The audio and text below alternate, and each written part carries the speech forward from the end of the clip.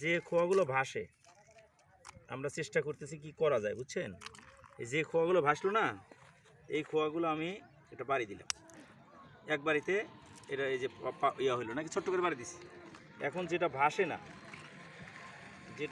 না, নিচের থেকে নিলাম, যেটা ডুবে যায় সেটা আমি বাড়ি দিলাম।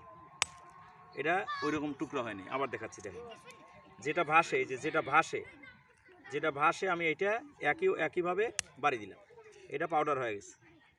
আর যেটা ডুবে গেছে এটা আমি নিলাম, নেওয়ার পরে আমি একইভাবে বাড়ি দিলাম, এটা গুঁড়া গুঁড়া হয় নাই, 3 টুকরা হয়েছে। আবার দেখেন, আবার 3 নাম্বার টেস্ট।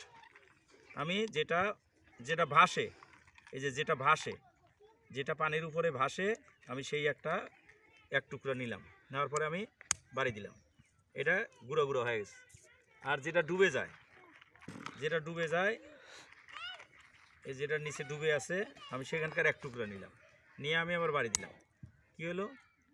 এটা অন্ততপক্ষে পাউডার হয় নাই, আর এইটা পাউডার হয়ে যায়। এই যে যেটা ভাসে এটা এই যে পাউডার হয়ে যায়, এই যে পাউডার। আর যেটা ডুবে সেটা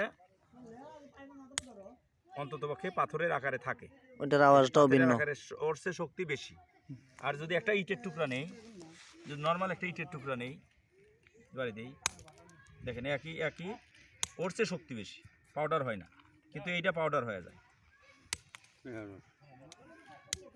এই যে পাউডার, একদম পাউডার, এই যে পাউডার।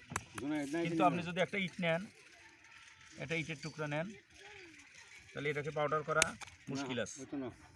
এটা পাউডার করা মুশকিল আছে। দেখছেন এটা কোথায় যায়? তাহলে এটাই ভালো। যদিও আমার যেটা ডুবে যায় সেগুলো একটা নিলাম, এটাও পাউডার হয়ে যায়, তার মানে ওরও শক্তি নেই। দেখছেন অবস্থা?